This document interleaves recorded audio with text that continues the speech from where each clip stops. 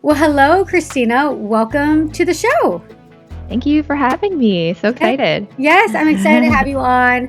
Talk about your YouTube journey. So why don't we start with you sharing with our listeners and viewers why you got onto YouTube and when exactly that was?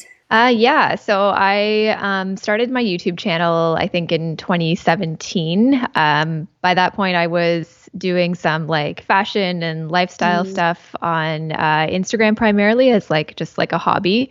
Um, and YouTube was sort of the next step.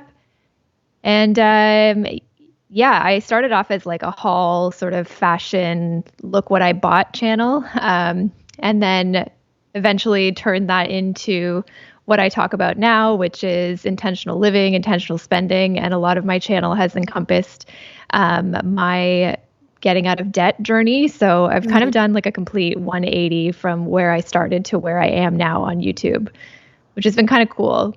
Yeah. I mean, it's cool, but it also comes with its own challenges. Had you grown the channel pretty significantly when you were doing that other type of content, like hauls and stuff like that? Or would you say most of your growth has really happened once you kind of changed direction?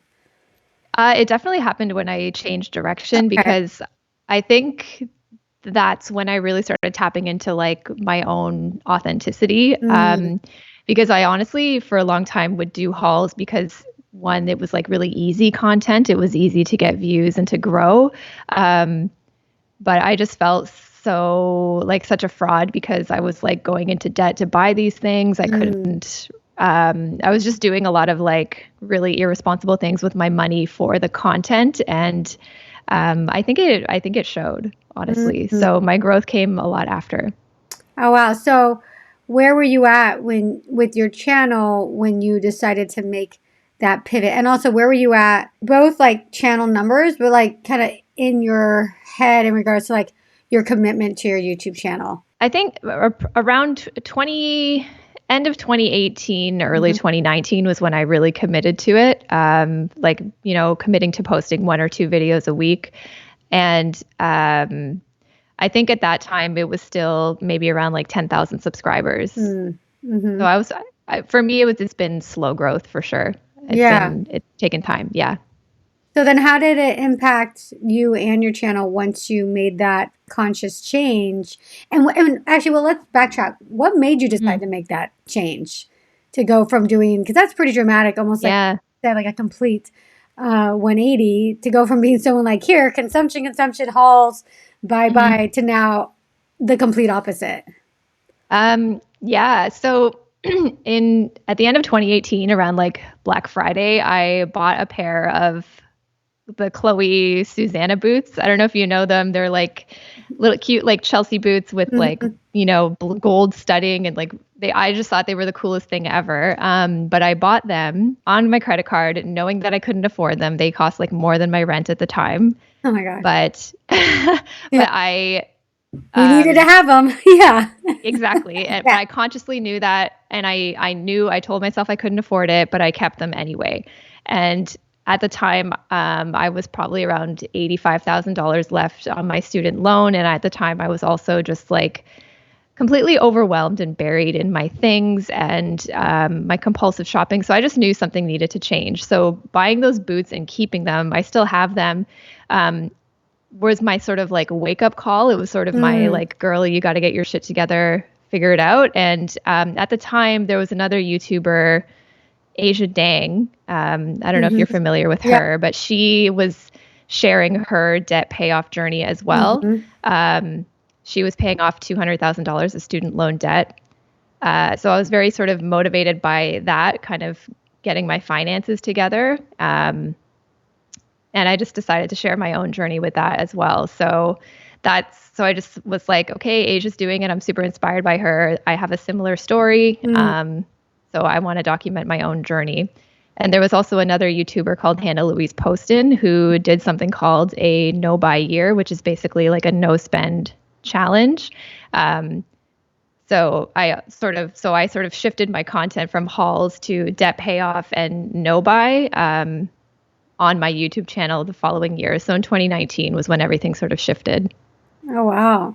And so how did your channel kind of respond to that kind of change, like with your audience and just YouTube in general? I think the video, that one was kind of interesting because I posted that video, I think, in February or March. And it took a little bit for that to blow up. Like it took, like it started getting traction, I would say more in like May or June. So I don't know if there was like a spike in people. The video was called How to Stop Shopping. And it was basically just me sort of like telling my story and sharing my goal and saying that I was doing this no buy challenge to accelerate and facilitate my debt payoff and also to address my consumption and like compulsive shopping habits.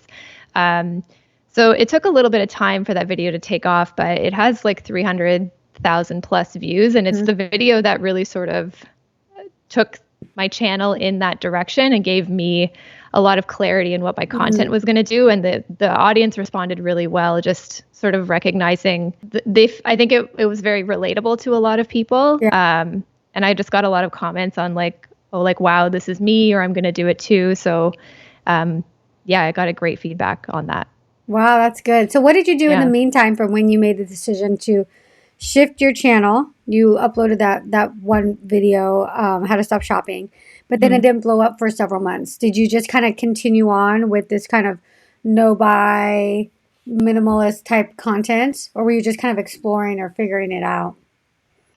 Yeah, I was doing a lot of just sort of taking people along with the journey. So like a lot of shop my closets and decluttering and like basically taking people along what I was doing to address the habits and to address the debt. I would do like no buy check-ins and say how much I paid off on my debt that month and struggles that I had.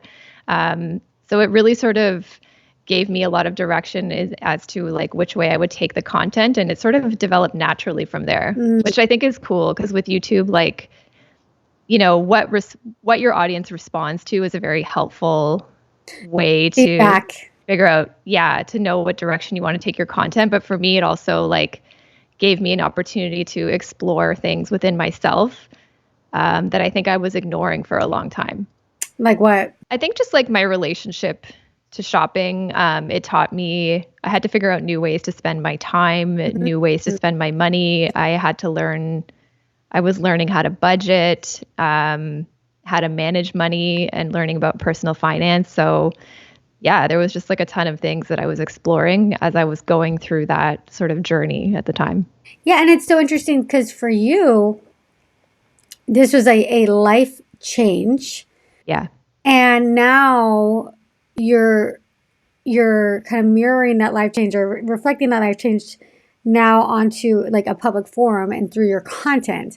So so in a lot of ways, kind of what you almost touched on, I'd imagine that the content, you know, even creating content influenced your own life. I wonder how things would have been different in your own personal development had you not had this YouTube channel. Have you ever thought about that?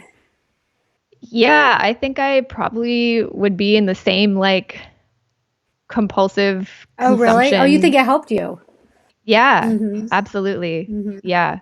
I think I don't know if I would have made as many changes or recognized it as a problem. And I think also because a lot of the hauls and like the fashion stuff that I was doing, I was really inflating my lifestyle and pursuing a lot of image. So I was buying like, like the Gucci loafers circa 2017, that whole vibe, like all these aspirational things that I wanted to show to flex really, to make myself maybe look more successful than I thought I was. And I think if I hadn't made that shift, I would still really value that and just have really sort of like misaligned motivations to acquire these types of things. Wow. That's really interesting. So your YouTube channel changed your life in many ways, I'd imagine. Yeah. Yeah, it really did. Yeah. It's cool. I don't know. If anybody's interested in starting a YouTube channel, honestly, like just know that it can start as one thing and it can really take you in a direction that you never thought that would have happened or that was possible. Yeah. So do you do you also have a job as well, correct? Yeah, yeah, I'm Okay. a pharmacist as So you're a well. pharmacist. That's so funny. I literally had somebody else on the podcast who's a pharmacist. Oh, and she has a YouTube channel. So Was it Dr. Mona Vand? I've had her on before too. I had her Yeah. on like several years ago. Not her, but yes, I've had her on. But anyway, so how does your YouTube channel fit in now with your life, your professional life as a pharmacist? And where do you see kind of the future of YouTube and pharmacy kind of fitting in there? Do you just kind of see doing them simultaneously? Is your goal just to do YouTube, or how does that all work together for you? Yeah, I mean, I would love to do content creation full time for as long as I can. I think that would be amazing. Right now, I am balancing both. It's Mhm. kind of like I wouldn't even call it a side hustle now. It's like two full-time Yeah. jobs the way I'm kind of doing Yeah. it. But yeah, I would definitely love to go full time. I don't think I would ever I would never stop being a pharmacist. There's certain, at least where I practice, you have to have a certain amount of hours and uh, and keep up with the education and all of that. But pharmacy, I'd say, is very flexible, where you can kind of work as much or as little as you want to within the hours that you need to sort of make up. So yeah, I eventually would like to try my hand at the content for a little bit, and then if I had to, then pharmacy would always sort of be there as like a backup if I Hmm. needed to bounce back into it. Yeah. So how often do you upload? Once a week, sometimes twice a week, but yeah, usually every Sunday. Okay. So how do Mhm. you work your schedule around your job to fit in content creation?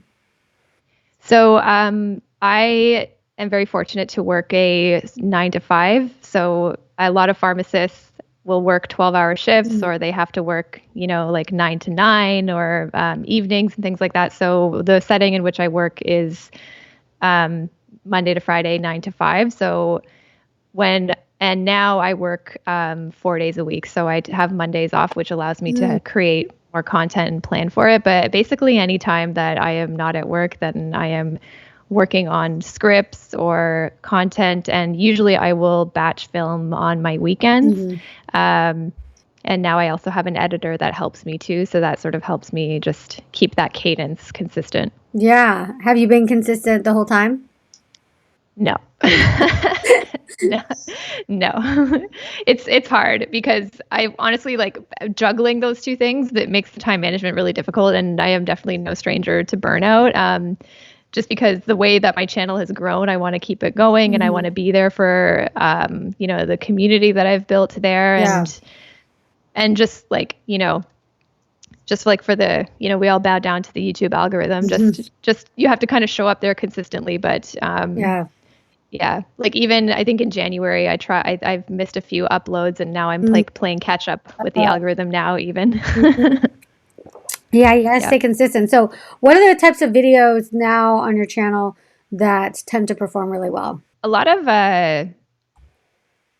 this year I sort of pivoted into fashion, decluttering and self-development. I'd say a lot of like the clutter-free home, Mm. clutter-free closet stuff. Just a lot of that sort of simple living niche and simple living habits Mhm. has seems to have done really well on the channel. Yeah, that's good. And I Hmm. mean, like you said earlier, your audience is a big indicator of what they want, right? Hmm. So, have you tried any type of videos, you know, over the last 6 months or year? Have there been any like topics that you've tried that you feel like just aren't performing well? I would say the vlogs, Mm. or if I tend to get a little bit more personal, like day in the life, Mm. doesn't tend to perform as well, but that's like in views. So I still see a lot of my consistent viewers coming to that and Yeah. commenting. So actually, I sort of noticed that maybe the views may be less, but the engagement is still present there. But I mean, the vlogs are harder to get a new audience in. It's more to share with your sort of diehards and the people that watch every week. Yeah, so that's the thing too. Is kind of you have to think sometimes there's different reasons for doing different videos. Yeah. And sometimes you'll do them knowing that they're not going to do well, but you're creating them for those diehard just fans that will watch no matter what, and they really appreciate those types of videos. So you just Yeah. setting your expectations. Yeah, totally. I think you will go crazy if you try to go viral every time.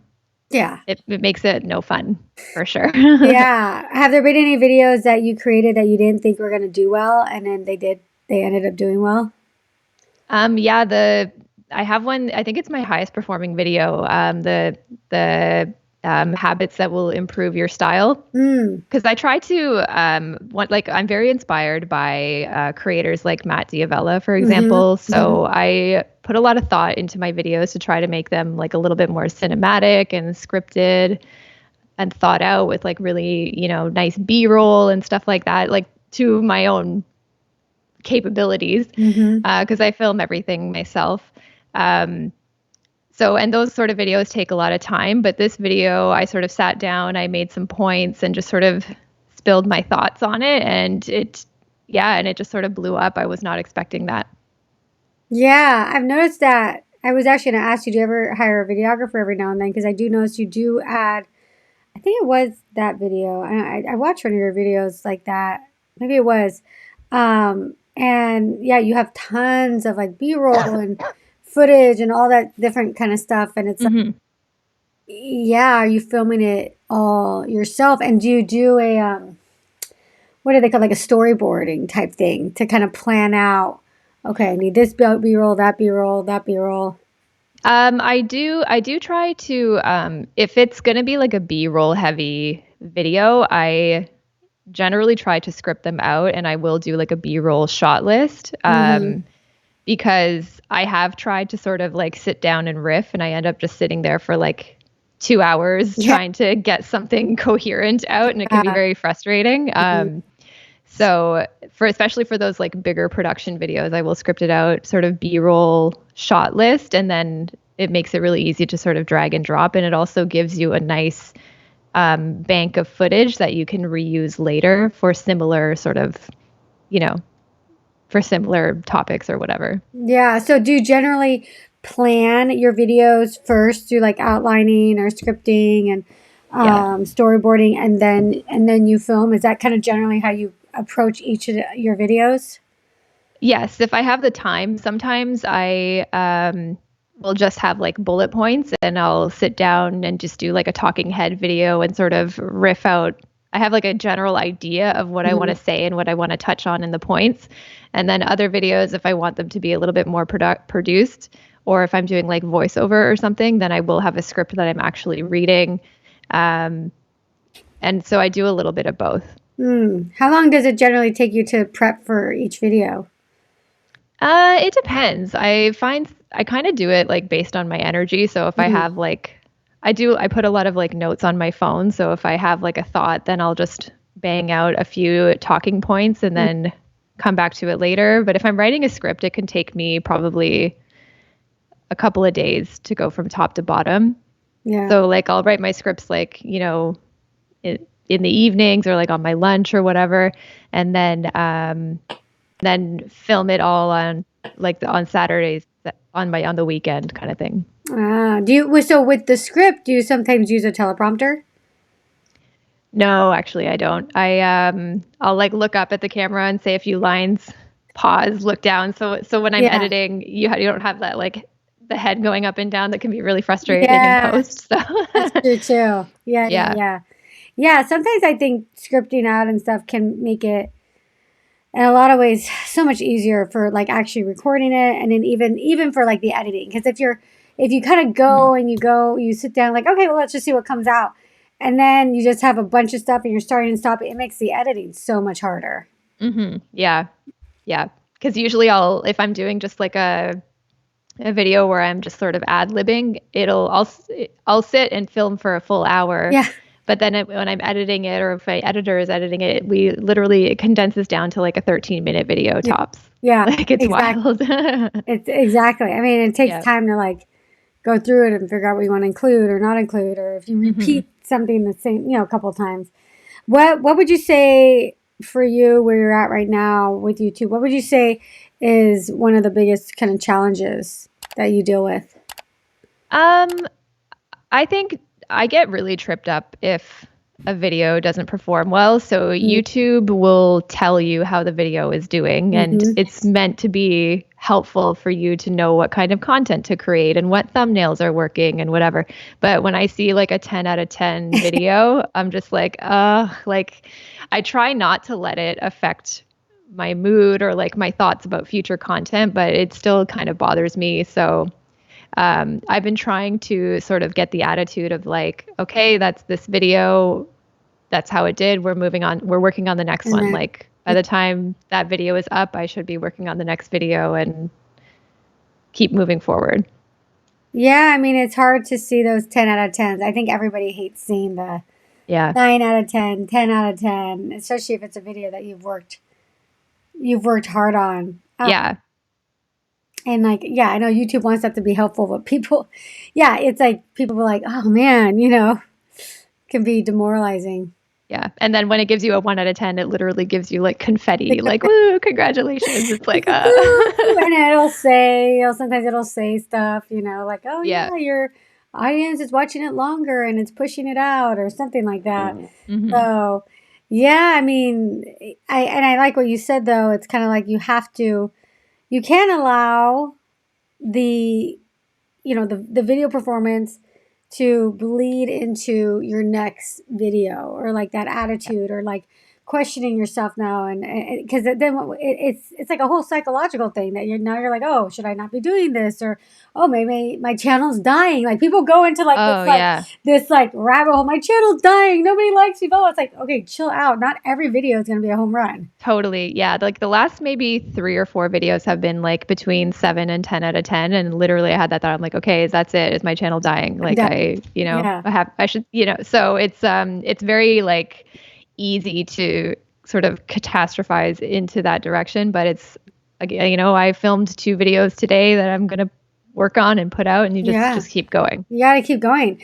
And Yep. I mean, you said yourself, you took a little bit of a break, or you took some time off, and it can be challenging that if you take that, then you feel like you kind of have to catch up a little bit. Yeah. But then again, I do think this is always a slow period of time for YouTube in general. The start of the year, the first quarter is always slower. At least that's what I see in working with a lot of creators, is like that for this first quarter. And then there's a couple months in the summer that tend to be a little more challenging.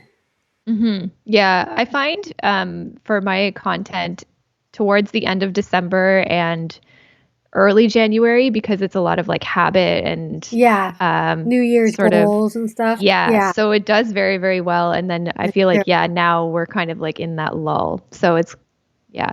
So what it's fine. What are you doing? Like, are you thinking about trying to do different video ideas, or like what's now going through your head? Yeah, so this year I want to do a little bit more fashion and styling content. I've been having a lot of fun with that. And maybe just like a little bit more home and declutter, kind of more of what I've been doing, but just maybe a little bit more in depth, a little bit more vloggy perhaps. Yeah, just playing around with experimenting with different styles, because I find with the style of videos that I do like to put out, they can be they're hard to keep up with. And I try to like make every video like, a production almost. And I think even now, like with the advent of TikTok and people sort of appreciating more relaxed content, I think it might be fun to sort of play around with that on YouTube in like a long form. Yeah. Yeah, and you'll only know once you start uploading how your audience is going to react. Yeah. I do believe that with YouTube, you do want to continue like always kind of experimenting. I think you can definitely have a good idea of what works with your channel, and continue going in that direction, but also every now and then picking topics that you're just not sure are going to do, whether or not they do well or not, but you're curious to try it. And I think that's important for any channel, because YouTube itself evolves, the audience evolves, and you do want to constantly be trying different things, because you might discover a whole nother type of content, not necessarily like different niche, but like a whole nother maybe series or way of approaching something that, Yeah. oh, wow, I didn't realize my audience would like this. Yeah, totally. And I mean, I think like the way my channel evolved is like a perfect example of that because I thought I was going to be like a lifestyle fashion influencer doing hauls and whatever. And now it's in a completely different direction. Like I never thought I would be talking about like personal finance and minimalism and decluttering and habits and all that stuff. Yeah. So you never know. Yeah, yeah. Do you have any of these questions or concerns about your YouTube channel? Did I pick the right niche? Should I be focusing on this audience for my channel? What kind of videos should I create that will attract a really good loyal audience? Why am I growing so slow? I'm so overwhelmed with YouTube and I don't know if what I'm doing is the right thing to do to grow. Let me tell you, if you are thinking any of these things, you are not alone. Those are some of the questions I get most often as a YouTube strategist and coach for the last 7 years, and that is why I created my all-new $39 audience attraction system. The audience attraction system is based off of my experience coaching hundreds of YouTubers, many of which have grown tens of thousands and hundreds of thousands of subscribers and attracted millions of views. I took the system that I use with my coaching clients and packaged it into the audience attraction system so that you now have access to this incredible action plan at a crazy low, affordable cost of $39.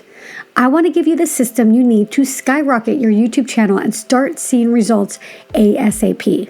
Whether you're ready to blow up and scale the YouTube channel you already have, or you're just getting started but want to start seeing YouTube growth yesterday, the Audience Attraction System is the perfect fit for you. You can learn more about it by going to erikaviera.net/YAAS. Again, that is erikaviera.net/YAAS. So we're nearing the second part of the interview where I ask you kind of rapid fire the same questions that I ask everyone that's come on the show. Are you ready for that, Christina? Yes. All right. So what is your highest viewed video on your channel and how much did you make from it? So it's a video that I put out last year, well, in 2022, and it's called These 10 Simple Habits Are Improving My Personal Style. It got 878,000 views, and up to now, I've made $5,000 on the video. Okay.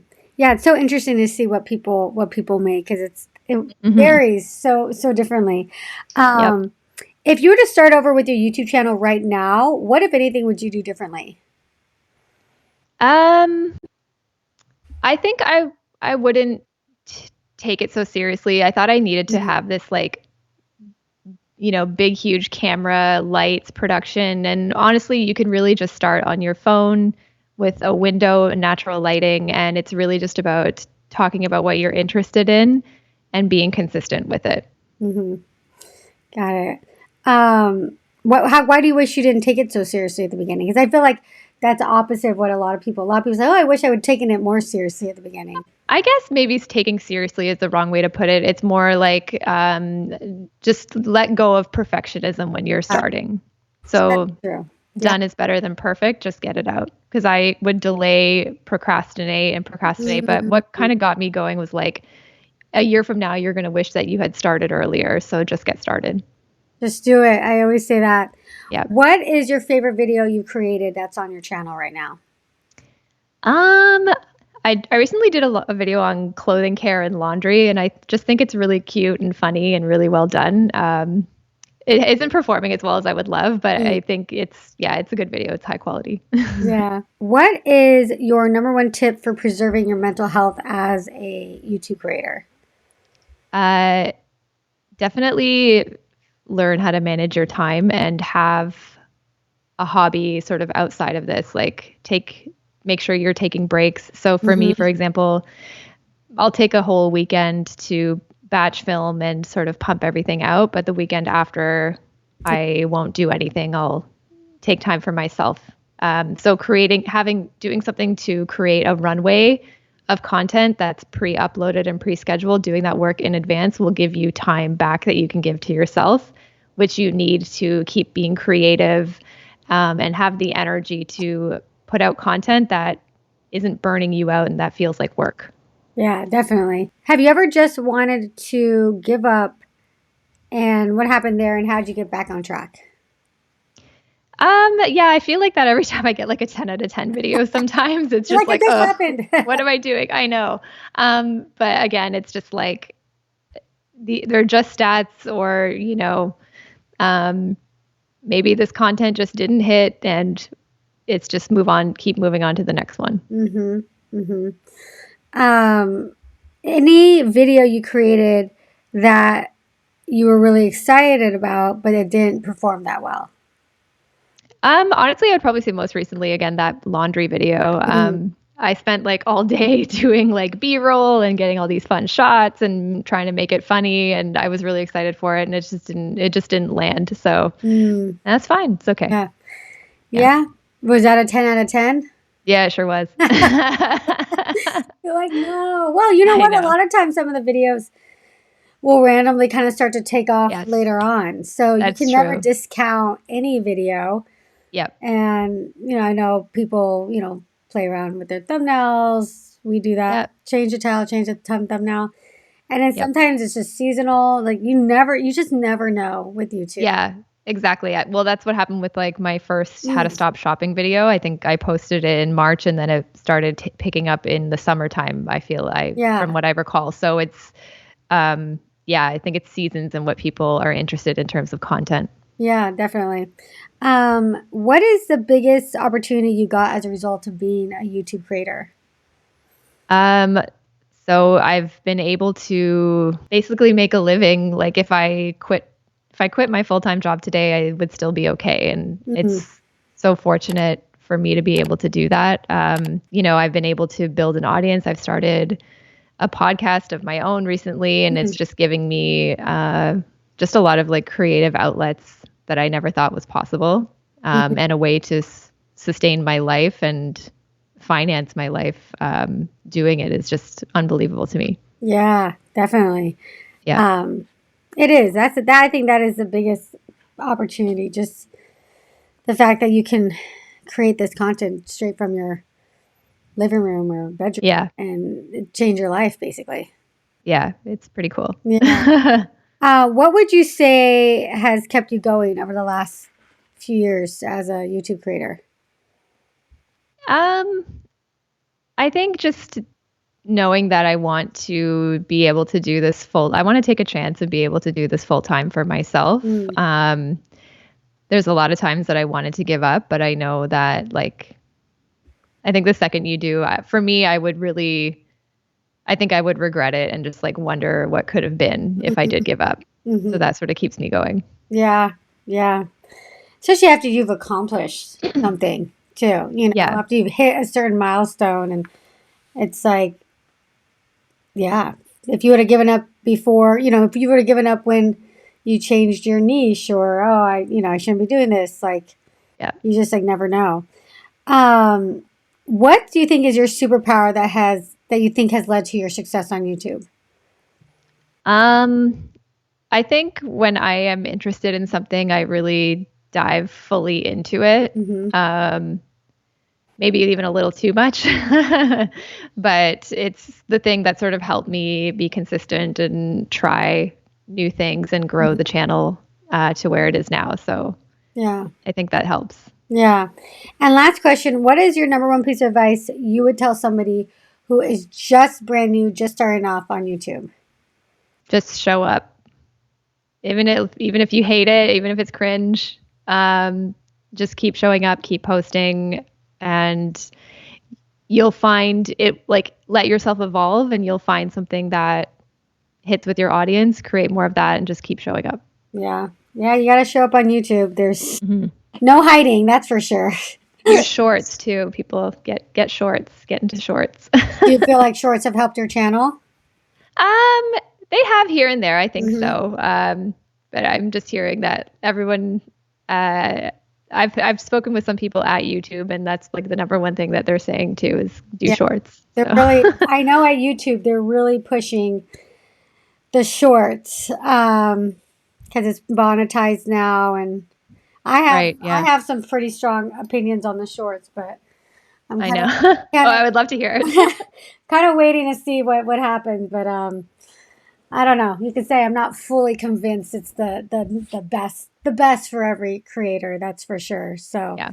I think it depends. I think there's definitely a short strategy that people can employ, but I also think when it boils down to it and wanting to have an ROI on your time and energy, you really want to be smart about where you spend your time. And Yeah.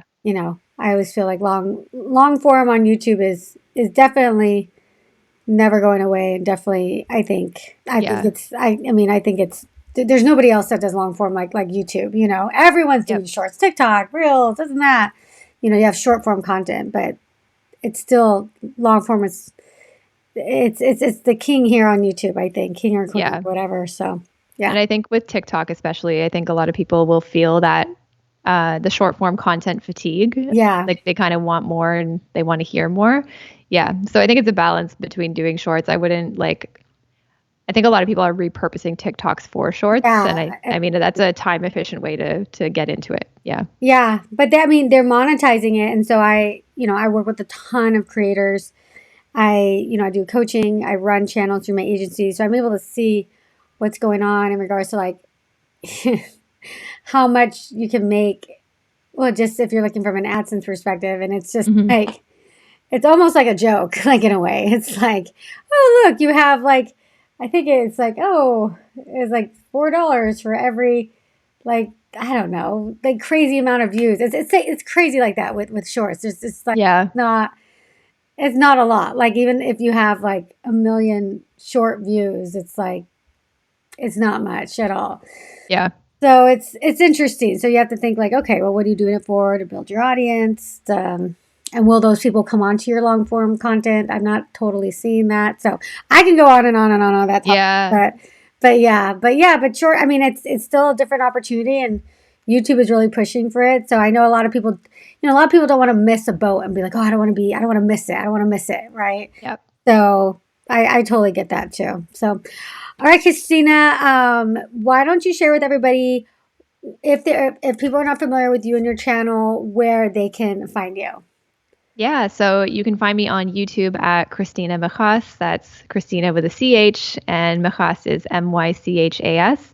I also recently launched a podcast with my friend and professional home organizer Ivanka of the Tidy Moose. We're at Minimalism Unscripted, and I'm on TikTok and Instagram at Christina Mychas as well. Amazing. Well, Christina, thank you so much for coming onto the show. Thank you so much for having me. Bye. Bye.